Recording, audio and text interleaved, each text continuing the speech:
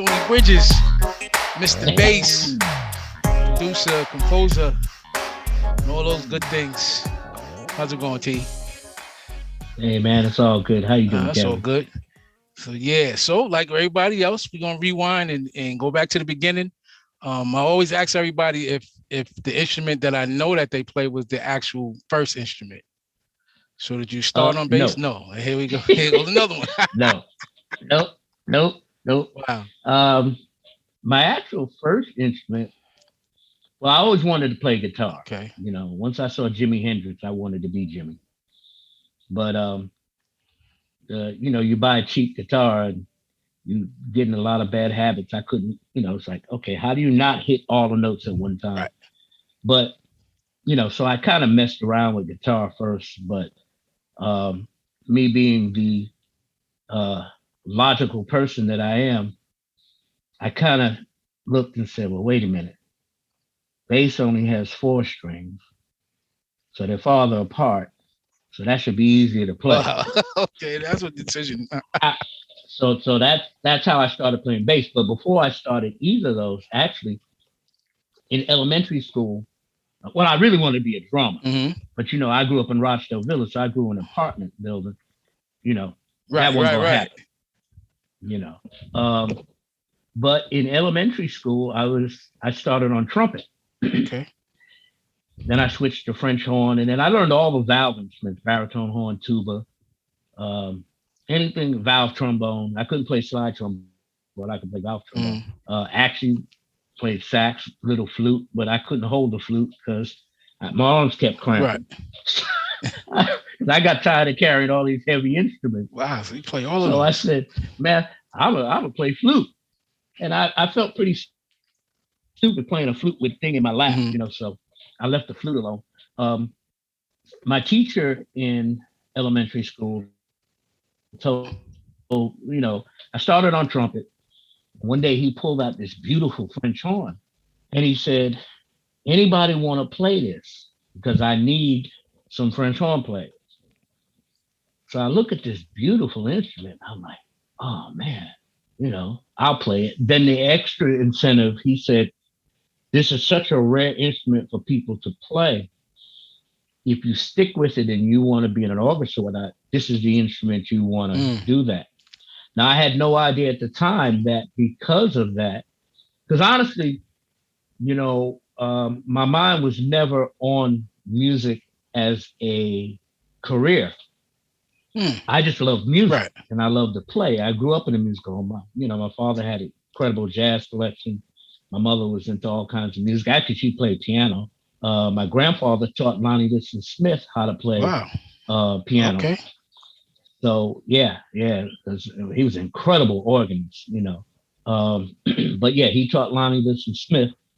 So there was music in the blood, but it was just a hobby for me. It was just something that I enjoyed doing. I really never thought it would be a career.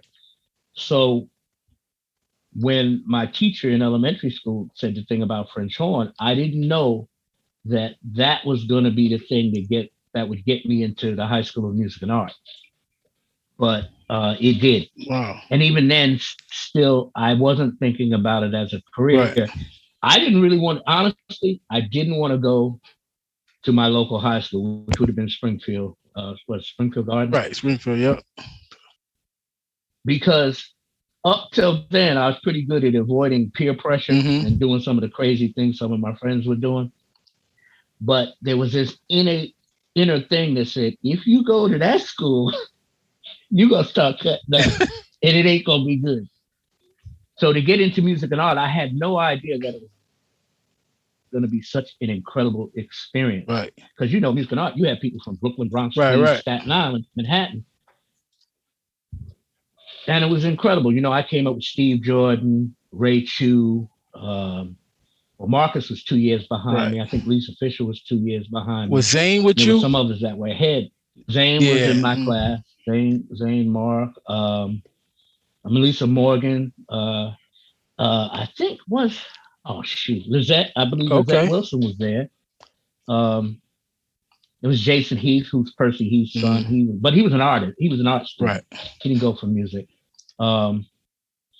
came up with some incredible Frankie Centeno, great Bases, bassist, yeah. Frankie Centeno.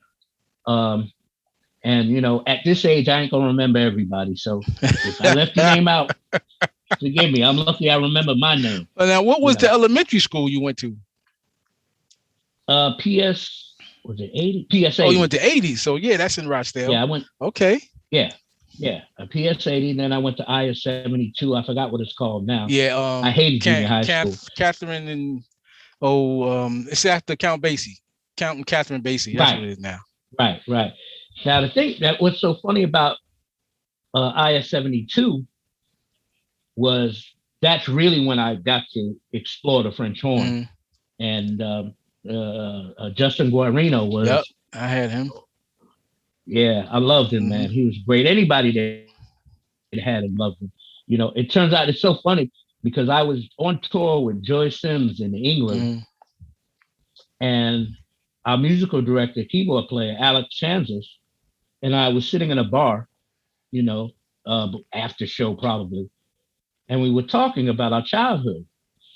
And, so we're talking about Jamaica, Queens. Oh, man, I grew up in Jamaica, Queens. Yeah, so, I did Rochdale Village. He said, you grew up in Rochdale? So was I, So and it's funny, we had the same class, but we met until 1988. So was JT there and Raymond Jones?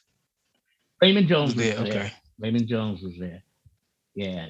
Now JT Lewis lived outside of Rochdale. Okay. But like just a couple of blocks he didn't live in Rochdale itself. But it was like, you walk, it wasn't even a 5-minute walk to his house.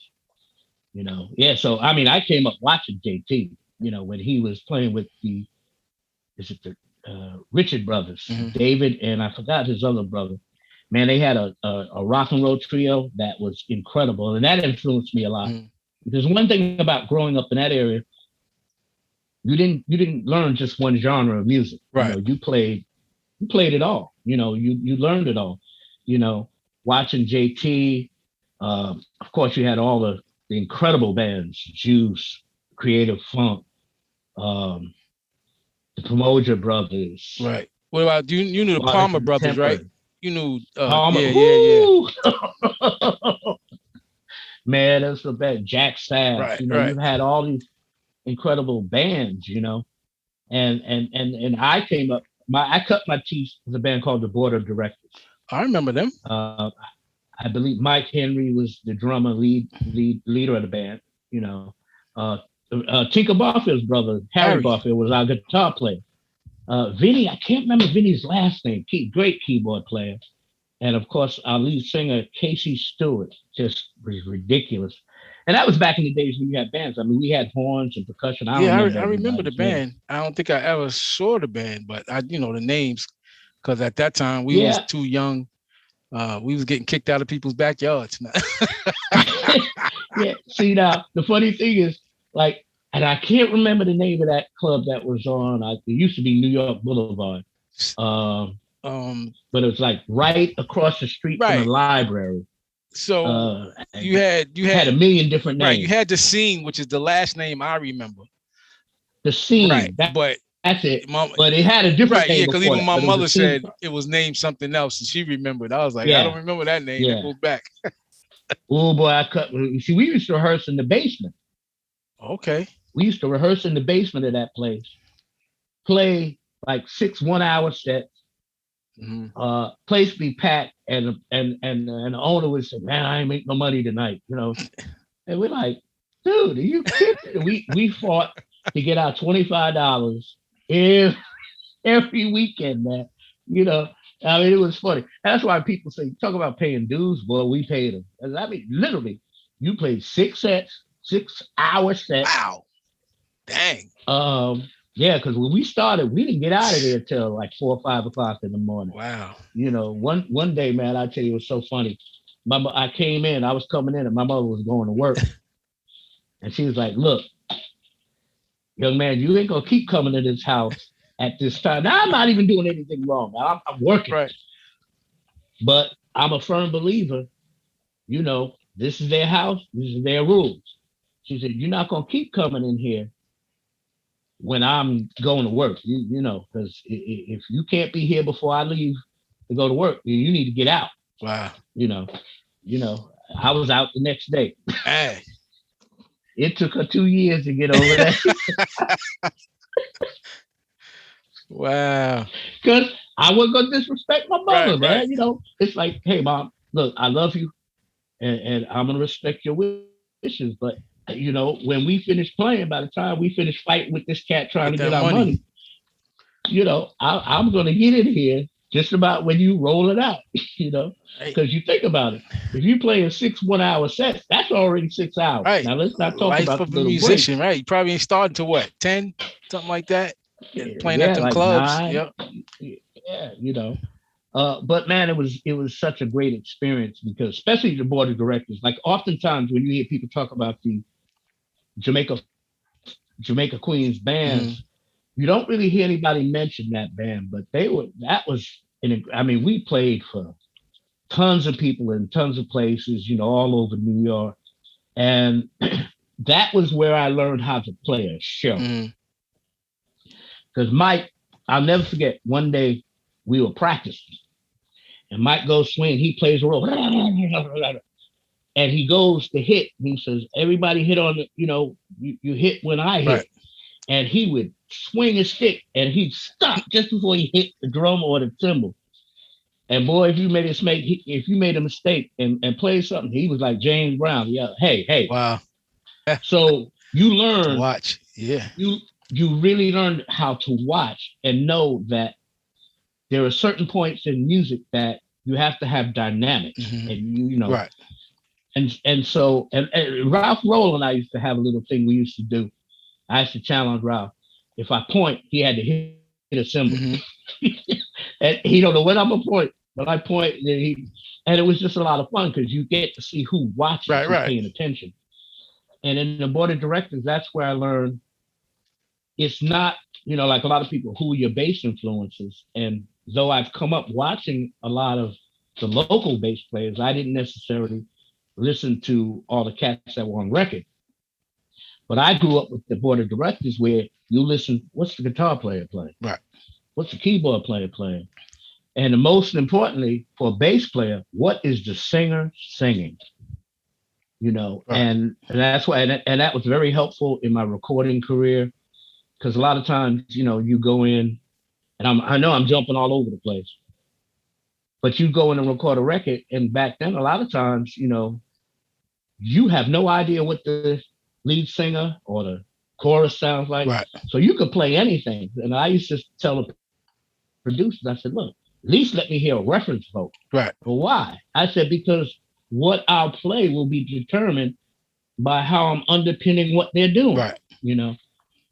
And that, you know, after a while, that became very interesting because when you listen to a bare track, it's kind of like when somebody says solo and everybody stops playing. Well, man, you just left me with an empty canvas. I can go here, I can go there, I Yeah. can go up, I can go down, you know, but there's something about when you have a guitar player playing or a keyboard playing, when you have those textures. And a lot of times, you know, you're playing a solo, you want the drummer to pull back, just keep it simple. Right. It gives you more of a tapestry to paint with, you know, and you're not all over the place. It's like, ooh, that chord, yeah, okay. It makes you hear things, you know, because music is a feel. Mm-hmm. We can get into all the technical stuff, but long before cats were technical, long before people were reading, long before people were writing, there was music. You know, you. What's the heart? Right. You know, you're playing from the heart. You know, what did people? How does it feel? Because, and I learned this playing. The one time I did something with Rachelle Ferrell, charted out the song. There was that song that she did a duet with Will Downing, and I was doing Quiet Storm Live, and we were at Honeysuckles. Oh, no, Sweetwaters, and you know, I said, "Oh man, I'm playing with Rachelle Ferrell. I got to be dead on it." Right. So I wrote out the whole track, you know, because I believe it was either Marcus or Anthony Jackson on that track. I'm not sure which one it was, but you know, I wrote it out. And I often don't write out songs, but this one I wanted to nail because it just felt so good. Right. It was like, if it ain't broke, don't fix it. And Rachelle looked at me at the end of the thing. She said, "Now that was good." She said, that was perfect. You played it perfect." She said, "Now play it with some feel." And that's the thing.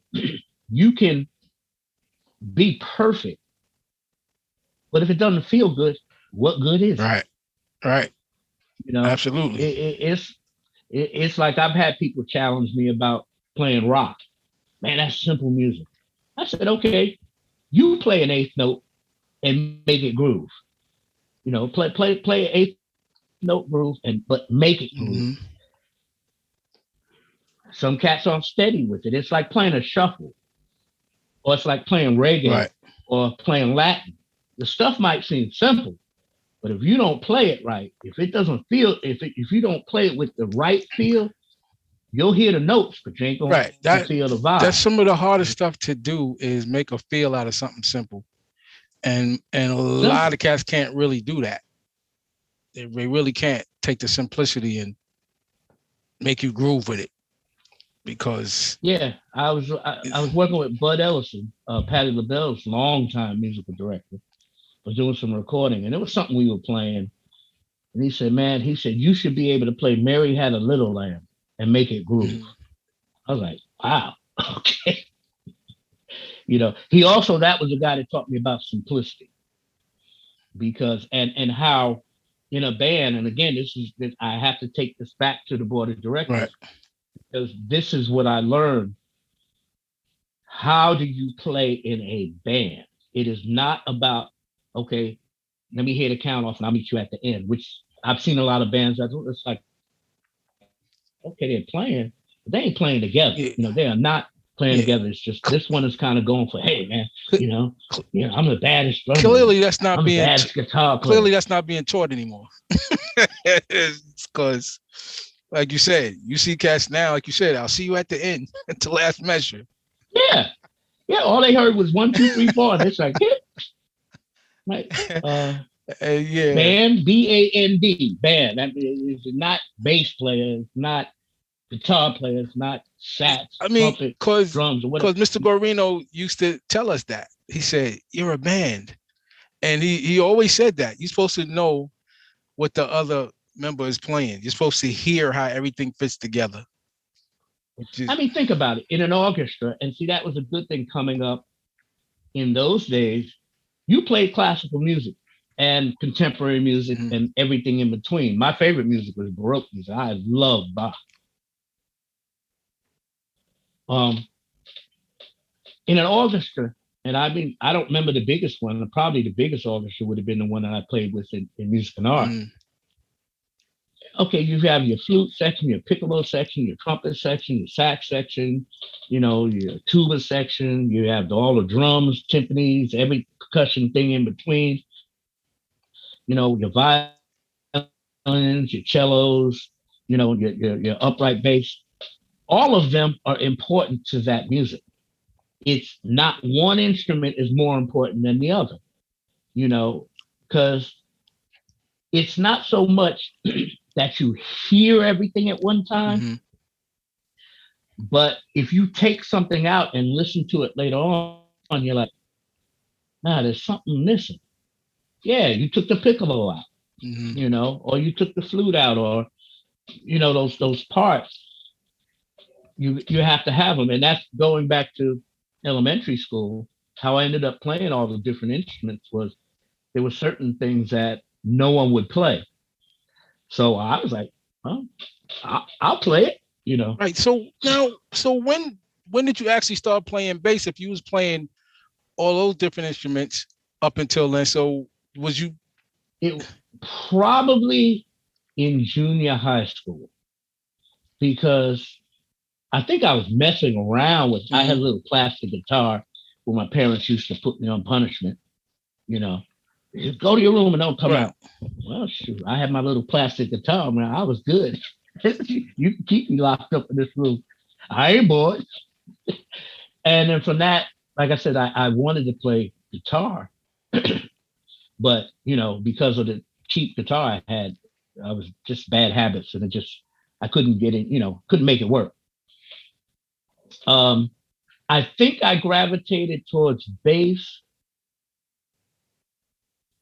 It had to be, it was before high school, so probably around, I want to say 60. Well, no, I moved to Rochdale in 65.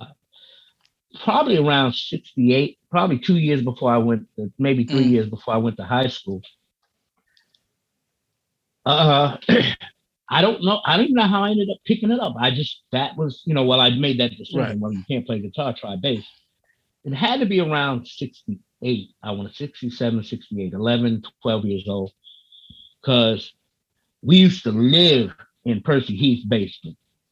From the Modern Jazz Quartet, he had a house a couple of blocks outside of Rochelle off of New York Boulevard. Okay. And we lived in there. That's where we hung. If we weren't getting in trouble, we were there. Right. And Percy was always like, when you go play real bass? When you go play real bass? We some upright. Yeah. Yeah. Percy, he didn't disrespect electric bass, right. But it's kind of like the musicians. When you gonna get a real job? Right. It's like, if people knew what we do to do what we do, they wouldn't say that. So what was the first bass? What brand? It was. I don't remember. It was a cheap violin, like Paul McCartney's bass. Something on Jamaica Avenue. Yeah, that's where my first set came from. Probably, it just had a lot of buttons. So right. I thought, oh yeah, that viola. Yeah. Oh yeah, man. That the Beatle, the Hoff, it looked like a Hofner Beatle bass. Yep. That was my first one. It was white. Had it for a long time. Then I gave it one day. The bass player that used to play. Oh man, I can't remember the name of the group with Vic Vaughn and his brother. They're also out of Queens, but something happened with his bass, and he needed the bass, and he was a great bass player. I think Charlie something. I can't remember his name because we're really talking a long time ago. So I gave him that one, and then my next bass was a Carlo Robelli. I got it at Sam Ash in Brooklyn. And that was like one of the early basses that you ever saw with the PJ pickup configuration. Right. And matter of fact, I still have it. I was looking to see where it is. But I turned it into a piccolo bass. Okay. Now I'm thinking about making it a fretless. But that bass took, I'd used that for years, definitely through high school. Oh, you know what? I'm wrong. I got my first decent bass with the EB3, Gibson EB3. I got that one after I got rid of the violin shape, the violin bass. And the EB3 got me through because that's what I played with the board of directors, and when I went on the move with a group called Metaphor, and that's when I was getting more into funk and roll, funk rock kind of vibe. Then went out to LA for 8 months with the group that I played with, met in the studio at Daily Planet back in the day. Were you doing pro gigs while you were still in high school, like Omar and them? Like, was a lot of y'all doing that? I didn't really. Well, depends on how you define pro. Getting paid and traveling, and had to be back to school on Monday. The thing with board of directors, I mean, we gigged around town, and it didn't matter what time I came in. Right. I mean, one time, boy, by the time we finished, and I had a test I had to take, and I was up for like 3 days straight studying and then gigging. That's the first time I found out that I could fall asleep standing up. Wow. I'll never forget that bus ride or that train ride, because a lot of people don't know. If you lived in Rochester, you had to take a bus. That was a half hour to the train station, and you had an hour train ride to Music and Art. Right. And so that was 4 years of that. And then I went to Hunter College for 2 years, so I still had to do the same thing. But dang, I'm trying to remember the question you asked. because there was a. Oh yeah, I was I was asking getting to about a point about that. about y'all doing like pro gigs where y'all had to Oh, travel and be back in school. That never affected me except for the fact that, like I said, finally I got to a point where, I did a whole day at music and art. I don't remember anything but going into the school. And I remember leaving the school. I don't remember the school day at all, and I'll never forget all my classmates like, yo, man, that was incredible. I'm like, what are you talking about? Said you was answering all the questions and the professors were like, yo, that's great. And I said, really? I said, because I was asleep. They said, and they were like, we know. I said, well, how do you know? He said, because you were snoring. But your answers were great. Oh, man. I was like, well, that was also the most embarrassing day of my life because I was so tired, Kevin. When I got on the train, I fell asleep. But you know how on the train, you be leaning on people. Yeah, good Lord, like, yeah. When I woke up an hour later, I was dead in this woman's lap. I mean, it was like. Yeah, I've seen that before on the train. Except my face wasn't facing towards the other side. Right. It was like, man. Very embarrassing. So when I woke up, I'm like, oh man, I'm sorry. She said, it's okay. Now my friends sitting across didn't wake me up. They're sitting there. They were cracking up, man. They were laughing so hard. And I looked at the woman and I, oh man, I'm so sorry. She said, it's okay. I heard your story. So she just let me sleep in her lap, man. Wow. And I was like, oh goodness. That was the most embarrassing. Other than my pants flying off on stage at a Freddie Jackson concert, that was the most embarrassing thing that ever happened to me. Wow. But I didn't really, my true professional gig was in 1978 when I played bass for Undisputed Truth. Okay. And we were going out of town. But again, it never affected my school. Right. Because in 76, I was sitting in a biology lecture, and I was writing a song, and I said, okay, you got to decision. Either you're going to do, because, and if you ever get a chance to talk to Marcus Miller, he'll tell you he used to joke because he knew I had no intentions of being a musician, which is how I got to teach him because, we grew up in the same, in Rockville. Right. He was in the same building as I was. And I'm like, hey, I ain't going to use this knowledge. So I gave it, it's like, let me give it to somebody who's going to use it. And, I knew Marcus was going to be incredible. Because when I tell you, because a lot of people don't know, I was his first bass teacher. So Marcus used to come to my house every day, and he would just bang on the door. And he, you know how we're young and cocky. I'm going to bust you, Tony. I'm going to bust you. And I'm like, okay, did you learn this? Yeah, I got it. And he played it perfect. Right. I said, okay, now learn this. He went, oh, man. And he'd go home next day. I'm going to bust you, man. I'm going to bust you. Come on in, Marcus. Did you learn whatever I did yet? What we did yesterday? Yeah, I got it. He played it. I'm like, whew, okay. I said, now, oh, man. And this went on for about 6 months. And then I think I ended up going out of town. I might have been with Undisputed Truth. I'm not sure. So it was close to that time. I get home and I hear the doorbell. Ding dong.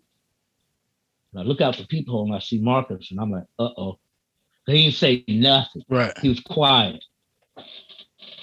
So I said, okay, he never rang the doorbell before. He always banged on the door. I'm a bust. So I let him in. And I'm like, in my heart of hearts, I'm like, okay, he's about to do something amazing. There was a Stanley Clarke song. I don't think it was either Lopsy Lou or something like that. Mm-hmm. But there was some complicated parts in it that I couldn't figure out. So Martin, hey, check this out. And he plays the whole song, and I'm like, oh man, he nails it. So I'm like, Marcus, how'd you figure that out? Because that passage is so fast, I can't even hear it. He found a record player that his father had that had 16 as one of the speeds. Right. Goes down. Yep. So you had a 45 33, albums with yeah. 33, and then you had 16, which I don't know why anybody had that on there. That's basically half of 33. So he used to put everything on 16 that was fast, any passes he want to learn. And it's like, with samplers, you can do that. Right, yeah. You detune and stuff and go down. And you can kind of like, okay, you can hear it. I said, wow, I would have never thought to do that. And that was when I said, Marcus, you're now the teacher and I'm the student. Because the thing was with our relationship, I always knew he was going to be incredible. As a matter of fact, his mother, when he was in Queens College, his mother said to me, Tony, you're like a big brother to Marcus. Marcus is talking about quitting school and he only has like one more year and he's finished, he's done, or it might have been 2 years, but he said, he'll listen to you. And I said, Mrs. Miller, I can't do that. What do you mean you can't do that? He'll listen. I said, Mrs. Miller, your son, and this is quote unquote, I said, your son is going to be a major influence in the music industry one day. Wow. I can't stop him. And I think 2 years later, he bought his mother a house. Because he left school and he went out. I forgot who he first went out with. But he did everything I thought he was going to do. So Marcus always joked at me. He was like, why do you want to cut up on people instead of cut up on the bass? Because he, I told him, I said, Marcus, I just do this because I enjoy doing it,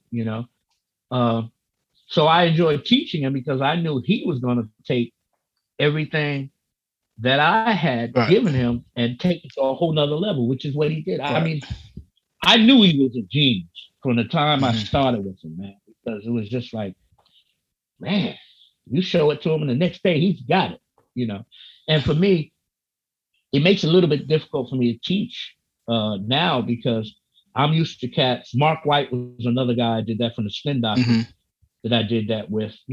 If they have a certain kind of ear, because that's what I had. I started any instrument I could pick up. If I can sit down with it, I'll buy a book and okay, this is that note, and this is how I'll learn how to play it. But like I said, I've always did it because I just enjoyed doing it. I didn't know it was going to end up being a career. If I had to do it all over again, I would certainly focus strictly on the music. It's interesting how I know Marcus played woodwinds and clarinet stuff, right? So y'all to come from the horns. There's another bass player friend of mine. He used to play trombone in high school, and he said it was easy for him to move to bass. What did it for me was, and I say my gift are my ears, because starting with the board of directors, when I first joined them, I had to learn 40 songs in 3 days. So it was like, I'm sitting down learning all. I probably got 38 of them right. And the last two, I probably, destroyed them. But I think that was, for me, between learning how to play a show and watching, like I said, when he was doing that thing with if I don't hit that, if you don't see the stick touch that cymbal, don't you make a sound? Right. That stuff trained me, like I could have played with James Brown easily because if he spun, I knew when he stopped, you're supposed to put an accent there, I learned how to play shows like that. And actually that type of discipline ended up getting me a few gigs. That's how I got Surface. When I played with Surface, I saw them playing. They saw me playing with Freddie Jackson. And Bernard was like, man, I probably can't afford you, but man, I'd love for you to, to play with us. Now, I saw them playing somewhere in Manhattan. I don't remember what venue it was. It was them, Sky, and a few other people. And Gene Lake blew my mind, drummer, because it's amazing because Surface's music for the most part is mellow. They have a couple of up-tempo tunes, but most of their stuff is mellow. But the energy that Gene Lake put in that concert, I said, I got to play with him. I'd never met him. I said, I got to play. Oh, man, let me tell you something. When we went to Japan, because what happened, I still had to audition. But because of what blew what really I think impressed Bernard was, the first, rehearsal audition, he would do something, and when he did something, like he'd do a little spin because he performed at rehearsal, and he did, because it was like show. Hey, here's the show, Right. and he did something, and when he did it, I put an accent there, and he looked at me like, "How did you know to do that?" And I'm just like, "Look, I come from the school. If somebody spits, Right. when that spit hits the floor, you put an accent there, And I learned that from the board of directors, how to play a show. You know where to bring the volume up. You know where to bring the volume That down. I'm not choreography. one of them. Yeah, I'm not one of those just play loud cats all the Yeah. time. Dynamics is Yeah, I important. got to You catch learn. the end of that. You know, I got to catch the end of that playing for some of them groups that was still out, and almost every move they made had to be an accent, like their choreography. yeah. They put their hands up. It was the blat, blat, blat, You blat. you had to know. Yeah, it was. You So you know. that's how I learned to always watch. I was like, yeah, because I got to hit this choreography right, because they know you miss it, like you said, you get that look. Well, see, that's why I think when you and I played together, it was so easy to play together because you had that discipline. Now you put that with a bass player and a drummer in sync. It's like, I start a sentence and you Right. finish it. You start a sentence and I finish it. And then wait a minute, no, let's speak right here together. It makes, man, it's so much fun Right. when you have that, and that's a relationship that's really not common. Yeah. I've been fortunate. I've been very fortunate. I played with some of the best drummers in New York City, including yourself. J.T. Lewis, Yeah. and I'm sure I'm gonna lose some names. Alex Alexander. Um, shoot. Why'd I start You ever this? play with Richard Ruiz? No. Never played with Rich. If I did, I don't remember. Uh, But I know his name. Richie Harrison. mhm. Ra Harrison. I've got to play with him. Um, man, Van Romaine, Terry Silverlight, Trevor Gale. Just basically when you play with these drummers, and like I said, I'm leaving out a bunch of cats because, Damon Mendez, Damon and I. Now Damon, I had seen Damon play before, but in 1980 we ended up doing Gwen McCrae together. Funky Sensation. What's the other one? That's a later hit, and that's when I got the first play with Damon Mendez, and then we later on with between J.T. Lewis and Damon, we did Necessary Changes, which was really a group that Charles Perry, CP, who was one of the partners that owned Beelzebub, Leviticus International, and so many other places. CP, look, in the 80s, Leviticus International was so important to the music scene in New York. So many people came through that venue, and if you got to play there, you had an extraordinary time. I mean, everybody came through. Yeah, I mean, one thing I'll say about her, because she's unsung, because when you're the opening act, people don't really come to see you. And back then they could be like the Apollo kind of vibe, the audience. They're just like rude, But Gwen was never intimidated by anybody. When she used to get on that stage, you give her 5 to 10 minutes, she'd have the whole audience eating out of her hand, men and women. It didn't matter. Now you expect the men because she's a female, but she would win the women over too. And I'll never forget, we were opening up for Bobby Womack. And when I say she tore the roof off that sucker. And I remember Bobby was on the side watching the whole show. He was like, man, you're gonna make this hard for brother. Cause now y'all heated that sucker up. Now I got to play harder. Now it wasn't like how a lot of the bands are now. Now they want to fight you if you do good. His thing was, it's kind of like how we grew up in Queens, when you had battles of the bands, if the Promoter Brothers smoke Creative Funk gonna come the next week and hit it harder, But we we respected each other's musicianship. It's like, oh man, they kick butt today, boy. We have to come out hard, you know. And so it was a healthy competition because it, you know, it's like, nah, I kept you sharp. Make me better. And it's kind of like for me playing with the board of directors. As far as I was a newbie, man. I hadn't been playing bass that long, you know.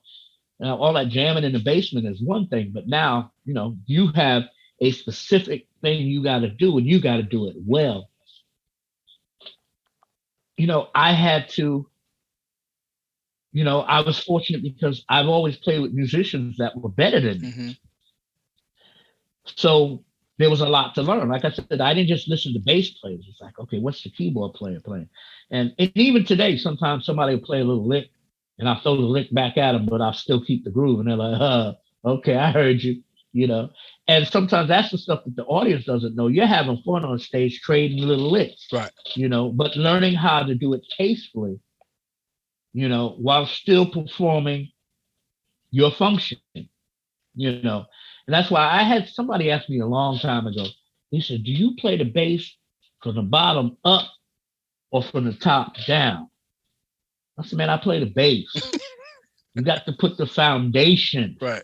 You know, we're supposed to, you know, we're the foundation. The drums and the bass are the foundation so that the keyboard players and any other melodic instrument have the textures that they need, the foundation, so they can lay the textures that are needed.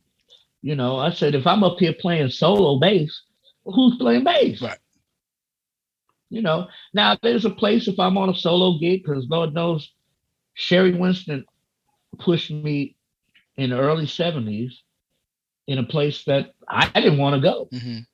We used to play at this club called Brown's in Manhattan. And one day she turned, she said, bass solo. And I'm like, no. And she's like, bass solo. No. She turned to the band and said, stop. Bass solo. Wow. So what you gonna do? Right. You gotta play something. But I talked to Sherry about 2 weeks ago, and I said, you know, Sherry, I will always be grateful to you because, and I'm not a great soloist. I'm not even gonna lie. That's not my gift. You know, that's not what I strive to be. You know, if you want groove, you know, call me, you know.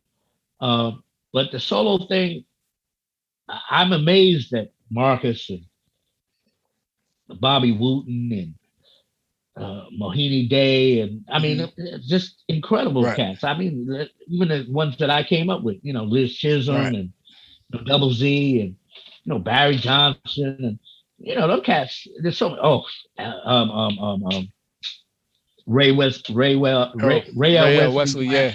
Yep. Man, I used to watch that cat. We'd be in the music store together, and he'd just be sitting there playing. I'm like, that's sick. Yeah, Ray Al McDowell.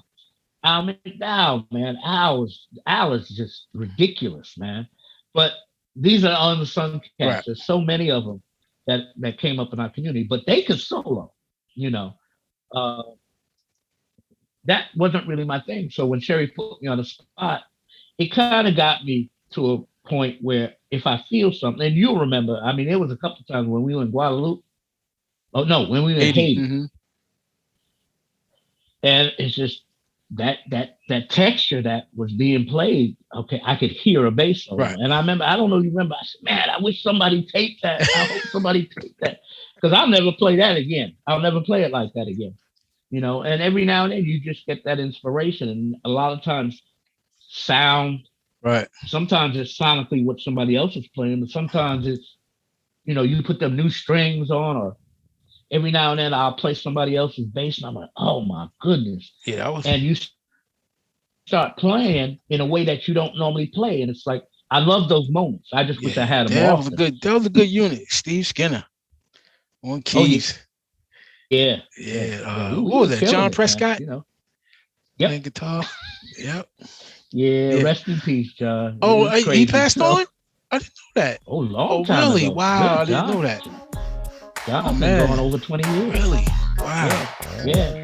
John, he passed when he was very young, man. Dang. I didn't hear that.